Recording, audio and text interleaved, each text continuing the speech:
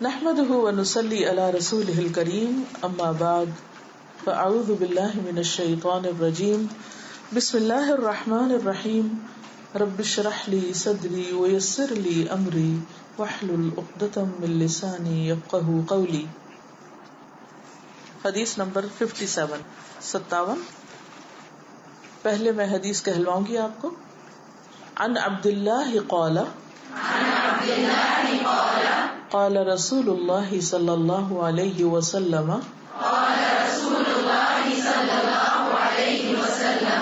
هلك المتنطعون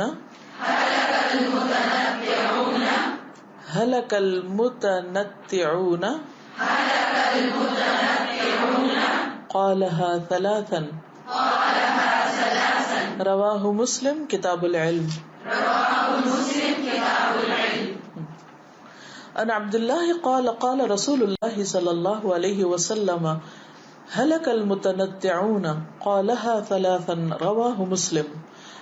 عن عبد اللہ سے روایت ہے قال انہوں نے کہا قال رسول اللہ صلی اللہ علیہ وسلم رسول اللہ صلی اللہ علیہ وسلم نے فرمایا ہلاک ہوئے المتنطعون بال کی کھال نکالنے والے تکلف کرنے والے.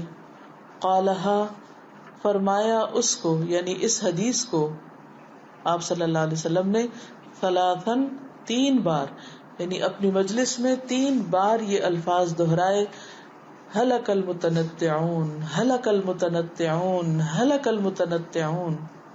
اور 3 بار کیوں دہرائے؟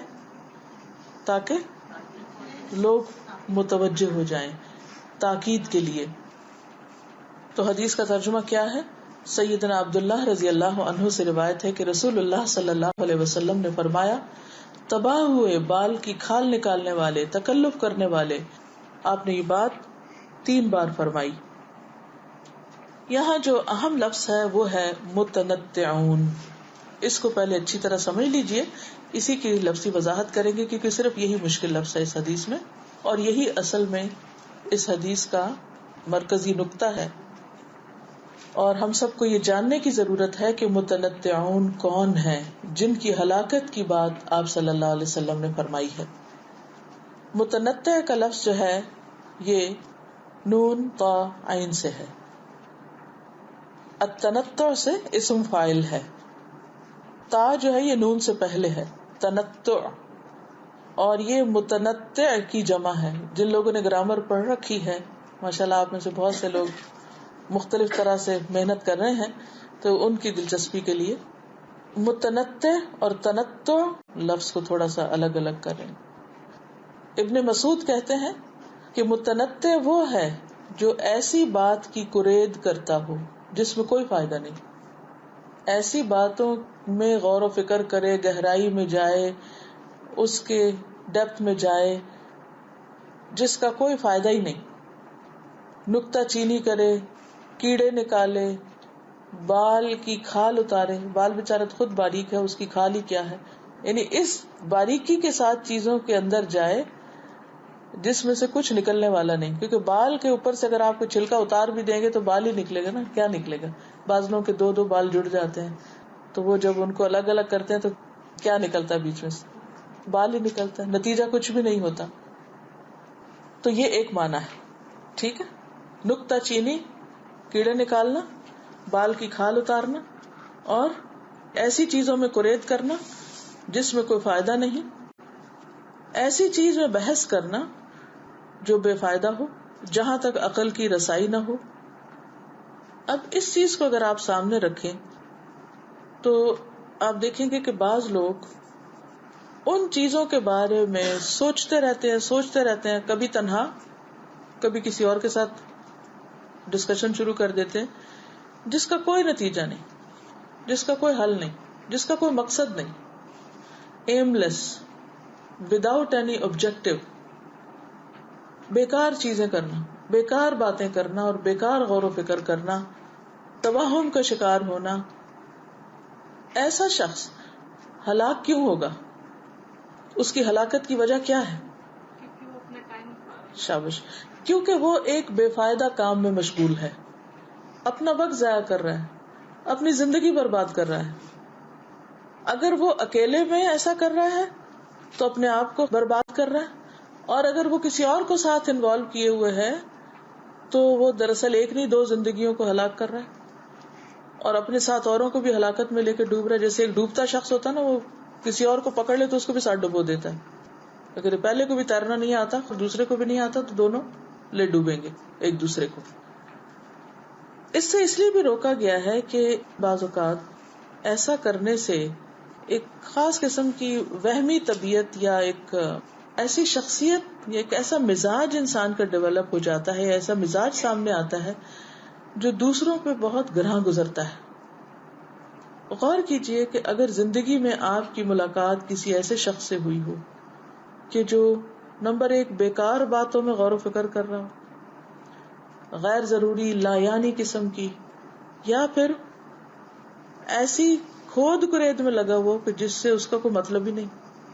حدیث میں آتا ہے نا کہ من حسن اسلام المرء ترکہ ما لا یعنی، انسان کے اسلام کی خوبصورتی یہ ہے کہ انسان ان چیزوں کو چھوڑ دے جس سے ان کا کوئی مقصد ہی نہیں، مطلب ہی نہیں، یعنی وہ اس کو میٹر ہی نہیں کرتے، اس سے ان کا تعلق واسطہ ہی نہیں. یعنی جو لوگ ایسی حرکتیں چھوڑ دیتے ہیں یا ان کی زندگی میں بیکار بے مقصد سوچ، کام، بات، کھود کرید، تجسس نہیں ہے تو وہ دوسروں کے لیے بہت ہلکے پھلکے ہوتے ہیں. دوسروں کو ان کے ساتھ رہنا، ان کے ساتھ بات کرنا بہت آسان ہوتا ہے.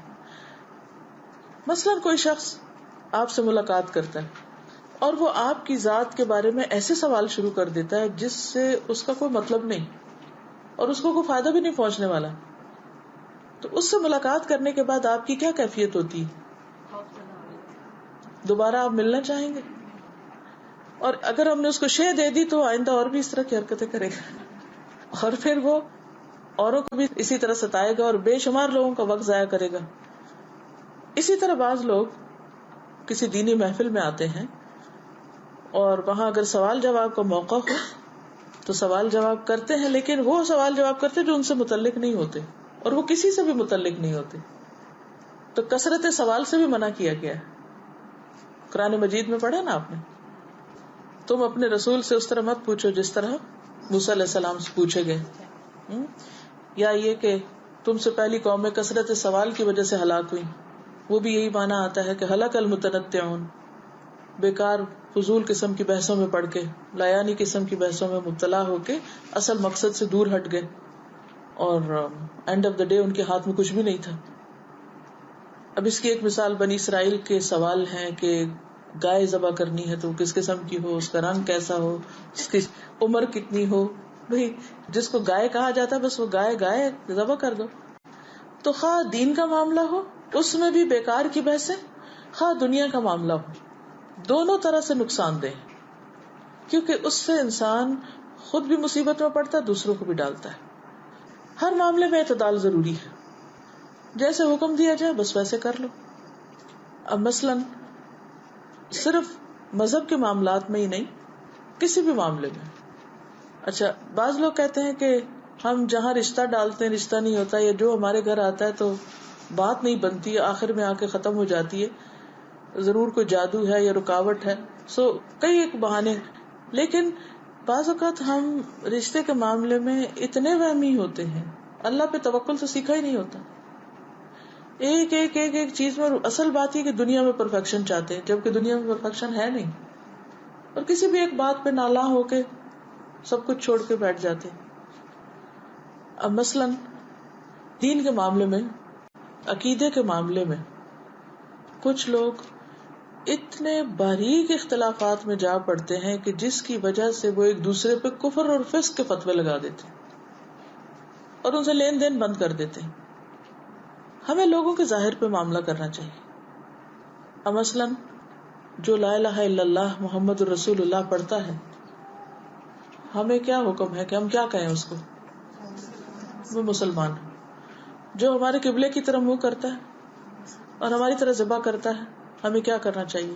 اس کا گوشت لے لینا چاہیے، کھا لینا چاہیے. اب اگر آپ مثلاً کہیں کسی نان مسلم کنٹری میں ہیں، وہاں کو مسلمان دکان پہ گوشت بیچ رہا ہے، آپ اس کے پاس جی حلال گوشت چاہیے، ٹھیک ہے حلال ہے. اچھا کیسے ذبح کیا تھا؟ چھری کہاں رکھی تھی اور پھر کھال کیسے اتاری تھی، اور پھر اتنی ڈیٹیلز میں جانے کی ضرورت نہیں ہے. پھر اسی طرح آپ دیکھیے کہ بعض لوگ عبادات میں مثلا نمازوں میں جو فروعی اختلافات ہیں، فروعی کا مطلب ہوتا ہے کہ جو باریک اختلاف ہے. مثلا کوئی یہ کہتا ہے کہ نماز میں قیام نہیں ہونا چاہیے، سبھی قیام کرتے ہیں. کوئی یہ کہتا ہے کہ رکوع نہیں ہے، کوئی کہتا ہے کہ سجدہ نہیں ہے، کوئی کہتا ہے کہ تشہد نہیں پڑھا جائے گا. سب مانتے ہیں نا. اختلاف کہاں ہو جاتا ہے زیادہ سے زیادہ کہ رفع یدین کرنا ہے یا نہیں کرنا. اسی طرح قرات کے معاملے میں کوئی وَلَضَّالِّينَ پڑھتا ہے، کوئی ضالین کہہ دیتا ہے، کوئی تھوڑا اوپر کوئی نیچے، ہلکی پھلکی آوازوں کا فرق ہو جاتا ہے. کیا اس بنا پر مسجدیں الگ کی جا سکتی؟ نہیں کی جا سکتی، لیکن کی ہوئی ہے نا لوگوں نے. فلاں مسجد میں نہیں جانا، وہ آمین اونچی پڑھتے ہیں اس لیے ہم اس مسجد میں نہیں جاتے. وہ رفع یدین کرتے ہیں، وہ وہابی ہیں. وہ فلاں ایسا کرتا ہے ایسا کرتا ہے. یہ دراصل کیا ہے؟ بے جا کی بحثیں ہیں نا. بھئی ایز لانگ ایز وہ نماز پڑھ رہے ہیں تو تم بھی جا کے پیچھے کھڑے ہو جاؤ. لیکن اس کا نتیجہ پھر کیا ہوتا ہے؟ What's the end result؟ آپ اس میں پھٹے ہوئے ہیں اور بنیاد دین بنا ہوا. کل حزب بما لدیہم فرحون. ہر گروہ جو اس کے پاس ہے اس پہ خوش ہے کہ ہم زیادہ اچھے کام کر رہے ہیں. اچھا، اسی طرح جیسے معاملات ہیں ان میں بعض اوقات رخصت کا جو معاملہ ہے اس کو اختیار نہیں کرنے دیتے اور ہر معاملے میں عزیمت کی راہ اختیار کرنے کو کہتے ہیں اور اس میں بحثیں کرتے. مثلا مسافر کی حد کیا ہے؟ مسافر کس کو کہتے ہیں؟ جو اپنے گھر کو چھوڑ کر کسی دوسرے شہر یا ملک یا وطن چلا جائے. کتنے دن تک وہ مسافر ہوگا؟ اختلاف ہے نا. پھر اسی طرح یہ ہے کہ 2 نمازیں جمع کی جا سکتی ہیں نہیں، اس میں بھی اختلاف ہے نا. ایک حدیث میں آتا ہے کہ اللہ تعالیٰ جس طرح عزیمت کو پسند کرتا ہے اسی طرح رخصت کو بھی پسند کرتا ہے کہ تم اللہ کی رخصتوں کو قبول کرو. اب ایک شخص سفر کی حالت میں ہے اور وہ اس لیے نہیں قصر پڑ رہا کہ لو میں کیا کر رہا ہوں، میں تو فارغ ہی ہوں اس لیے میں پوری پڑھ لوں. بھی نہیں، اس وقت تمہارا قصر پڑھنا تقوی کے زیادہ قریب ہے، اللہ کو زیادہ پسند ہے. پھر اسی طرح نہیں، ہم تو 4 دن والی بات کو زیادہ صحیح سمجھتے ہیں، تو کوئی کہتا ہے ہم 2 ہفتے، تو کوئی کہتا ہے ہم 19 دن، تو کوئی کہتا ہے نہیں، بعض صحابہ نے جتنا عرصہ بھی سفر میں گزارا وہ سارا ہی اس میں شامل ہو گیا. اب اس میں دین کی وسعت سامنے آتی ہے، نہ کہ بیکار کی بحثیں کر کے ایک دوسرے کو کاٹ کے اور ایک دوسرے کے دل جو ہے ان کو چھوٹا کر کے اور اپنے آپ کو زیادہ متقی پرہیزگار سمجھ کے اور دوسرے کو تقوی سے دور سمجھ کے کاٹ دیا جائے تو اس سے نتیجہ کیا ہوگا؟ باقی معاملات میں بھی خرابی شروع ہو جائے گی. تو دین کو بنیاد نہ بناؤ، فروعی اختلافات کو اصل پہ مت لے جاؤ. دیکھو کہ اگر کوئی اصولوں کی پابندی کر رہا ہے، توحید پر ہے، نماز پڑھتا ہے، زکوٰۃ دیتا ہے، تو چھوٹی چھوٹی باتوں کی وجہ سے ایک دوسرے کو برا بھلا مت کہو. تو ہلک المتنطعون. ٹھیک ہے. اب اس کا نتیجہ کیا ہے کہ دینی اور دنیاوی امور میں انسان سختی کی روش پہ چل پڑتا ہے. جب وہ بہت باریکیوں میں جاتا ہے نا تو سختی کی روش پہ چل پڑتا ہے. تو اب کیا ہوتا ہے کہ جو شخص سختی کی روش پہ چلے گا اللہ اس کے ساتھ سختی کرے گا. دوسرا معنی متنطعون کا کیا ہے؟ ہلاک ہوئے تکلف کرنے والے. یس، تکلف کرنے والے یعنی جو نیچرل وے میں بہیو نہیں کرتے. ٹھیک ہے. اب آپ کو سمجھ آئی کہ پچھلی حدیث سے اس کا لنک کیا ہے؟ صدق کیا ہے؟ سچائی کیا ہے؟ Be what you are. اور تنطع کیا ہے؟ کہ اب کچھ اور بن کے دکھانا. تکلف، باتوں میں تکلف، قرات میں تکلف، ہر چیز کے اندر ایک عجیب انوکھا پن پیدا کرنے کی کوشش کرنا. تو ہلک المتنطعون میں جہاں بیکار بحثیں اور باتیں آتی ہیں وہاں تکلف کرنا بھی آتا ہے معنی.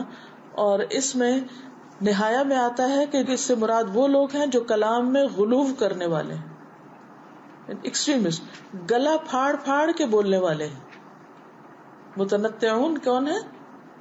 کہ جب بات کرتے ہیں تو کیسے گلا پھاڑ پھاڑ کے بولتے ہیں.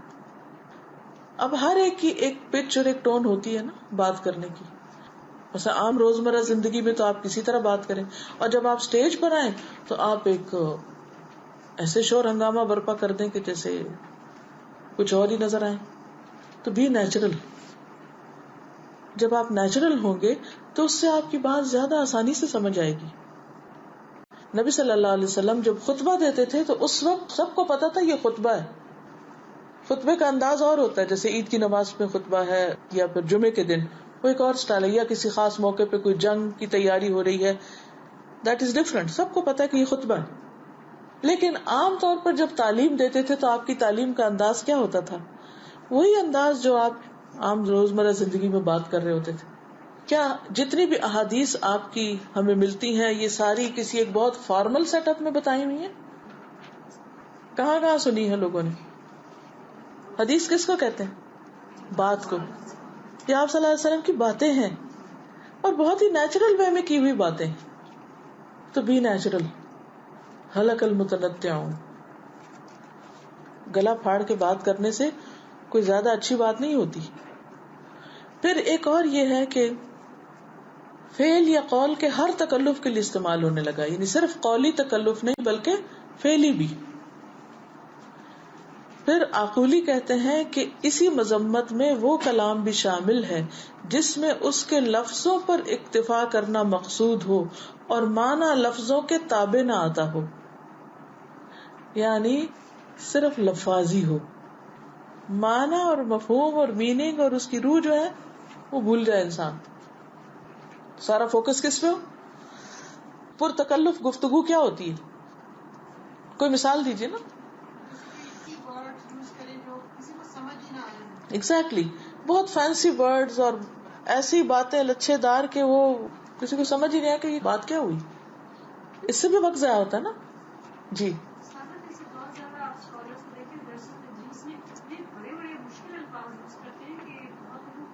دوسروں کو سمجھ ہی نہیں آتی. اب وہ اس کا لیول کیا، اس کا کیا ہے، مقصد نہیں پورا ہوا نا. تو ہمارا دین ہمیں یہ نہیں چاہتا کہ ہم کوئی ایسا فضول کام کریں کہ جس کے بعد ہاتھ میں کچھ بھی نہ آئے. آپ وہاں سے اٹھے تو آپ کہ کیا حاصل ہوا، کیا کر کے آئے، کیا پایا؟ نتھنگ. کوئی سینس آف اچیومنٹ ہی نہیں ہوتی. پھر آپ دیکھیے کہ اپنی طبیعت اور مزاج کے خلاف ایسی باتیں کرنا کہ جو آپ کی باتیں نہیں ہیں. ٹھیک ہے نا. یعنی طبیعت اور مزاج کے خلاف باتیں کرنا. کیسے اس کو سمجھیں گے، کیسے ایکسپلین کریں گے؟ جی ڈسگائز کرنا. ہاں ایسا ہوتا ہے کہ بہت معمولی سی کوئی بات بچوں کو ہم اپنے کوئی نصیحت ہی کر رہے ہوتے ہیں تو اس میں اکثر ایسی باتیں بھی ان کو کہتے ہیں کہ تھوڑی دیر بعد وہ کہتے ہیں کہ ہمیں بات ہی سمجھ آئی، آپ کیا سمجھانا چاہ رہے ہیں. بالکل. سارا فوکس ہمارا اپنے اس وقت ہوتا ہے نا، کیونکہ ہم تکلف کر رہے ہیں.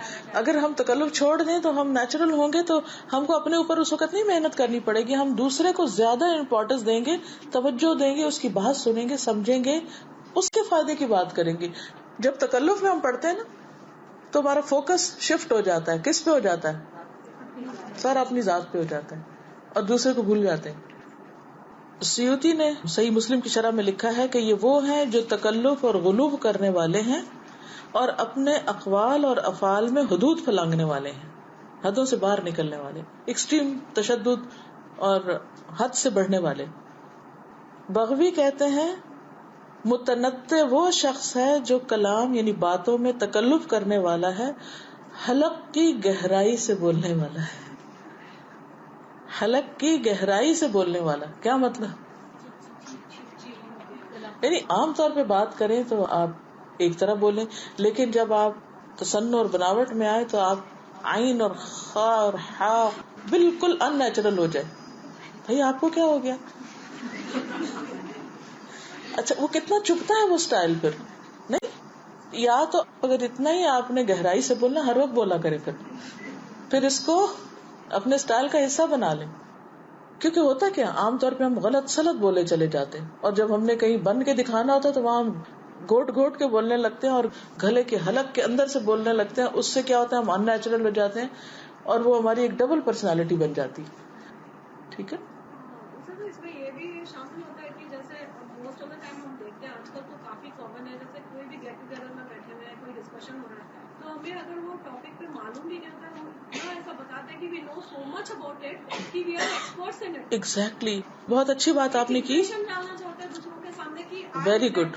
دیکھیں یہ بالکل انہوں نے صحیح بات کی کہ عام طور پر ہمیں کسی خاص معاملے میں پتہ نہیں ہوتا، معلومات نہیں ہوتی، لیکن جب ہم کسی گیدرنگ میں ہوتے ہیں، کسی محفل میں ہوتے ہیں، تو وہاں ہم اپنا امپریشن ڈالنے کے لیے ہم اس طرح کی باتیں شروع کر دیتے ہیں، یہ ایسے بہیو کرنے لگتے ہیں کہ دوسرے یہ سمجھے کہ جیسے وی نو ایوری تھنگ اور ہم سب سے اچھے ہیں یہاں. تو یہ بھی اب آپ اپنے اس سے بن کے دکھا رہے ہیں، تکلف کر رہے ہیں، تو یہ بھی جھوٹ ہی کی ایک قسم نہیں ہو جاتی. آپ ہے ہی نہیں ہے، آپ امپریشن کچھ اور کریٹ کر رہے ہیں. اگر آپ کو ایک بات نہیں پتا تو بجائے اس کے کہ غلط بات کریں، آپ آرام سے کہہ سکتے ہیں اصل میں اس کو جانتی نہیں، مجھے پتا نہیں. کتنا سکھ ہے اس میں، کتنا سکھ ہے. اب وہ دوسرا ناراض بھی ہوگا آپ سے، لو میرے سوال کا جواب نہیں دیا اس نے، تو کیا ہوا، مجھے پتہ ہی نہیں ہے. ہم جھوٹ بول کے گناہ کمائیں اور تمہیں گمراہ کر کے خوش کریں، دس از انفیئر. اس میں ہمارا فزیکل اپیرنس بھی آئے گا، اس سے بات physical appearance, good question. Physical appearance میں نیچرل ہونا از فائن. اتفاق کی بات ہے، آج صبح ہی بالکل آنے سے چند سیکنڈ پہلے میں کچھ دیکھ رہی تھی تو میرا بیٹا کہتے کہ میں آپ کو دکھاتا ہوں کہ کتنی فیک ہے یہ ورلڈ، کتنی ان ریئلسٹک اور فیک ہے. کہنے لگے کہ یہ دیکھیں، میں نے یہ ویڈیو اس وقت دیکھی تھی جب 4-5 ہزار ویو تھے اور اب ملینز ہو گئے کہ لوگ اس کو اتنا کثرت سے دیکھ رہے ہیں. اس میں بل بورڈ کیسے بناتے ہیں، جو بڑی بڑی خواتین کی تصویریں آتی ہیں اتنی حسین و جمیل، وہ بنتی کیسے ہیں. یعنی سارا کمپیوٹر کا کمال ہے کہ اس میں ایسے پروگرامز ہیں کہ جو اس کے شکل کو کچھ سے کچھ بنا دیتے. شیطان نے کہا تھا نا کہ میں ان کو حکم دوں گا پھر یہ اللہ کی خلق کو بدل دیں گے. اس میں باقاعدہ کمپیوٹر میں وہ دکھاتے کہ کس طرح یہ جگہ اوپر اٹھا رہے ہیں، بالوں کو کس طرح بنا رہے ہیں، اور کس طرح شکل کے جو داغ دبے اور وہ سب کس طرح مٹائے جا رہے ہیں. اور شکل کچھ تھی اور کچھ سے کچھ بنا دی، ٹوٹلی ڈفرنٹ. اور پھر اس کے نیچے کسی نے کامنٹ لکھا ہوا تھا کہ کس طرح ہم نے بیوٹی کا کانسیپٹ ڈسٹارٹ کر دیا ہے. اب جب لوگ اس ان ریئلسٹک سپرفیشل فیک بیوٹی کے پیچھے جاتے ہیں تو وہ تو دنیا میں ہے ہی نہیں. پھر اس طرح کی آپ کو عام خواتین کے اندر تو وہ ملے گا ہی نہیں. وہ تو پھر جب آپ کو ملے گا ہی نہیں تو آپ کی سیٹسفیکشن کہاں ہوگی.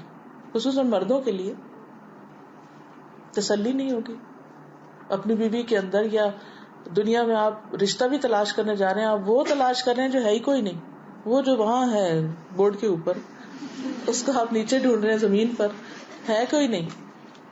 تو یہ سب کچھ کیا کیا ہم نے، تکلف، تصنع، ان نیچرل. اور صرف ان نیچرل نہیں تو کرائم ہے میرے نزدیک کہ آپ نے اللہ کی خلق کو اس حد تک بدل دیا. اسی طرح آپ دیکھیے کہ جب لوگ شادی کے موقع پر ٹھیک ہے سجنا بننا، خوبصورتی اختیار کرنا اور اس میں ایک اچھا پن پیدا کرنا، اس میں کوئی حرج نہیں، ان اللہ جمیل یحب الجمال. لیکن جہاں آپ کا دل بتائے کہ میری شکل تبدیل ہونے لگی ہے، دس از ٹوٹلی ان نیچرل، کہ آپ وہ ہیں ہی نہیں. بالوں میں بال جوڑنا منع ہے نا، لعنت کی گئی ایسی عورت پر جو بالوں کے ساتھ بال جوڑے، یا اسی طرح کچھ اور چیزیں بھی اس میں شامل ہو جاتی.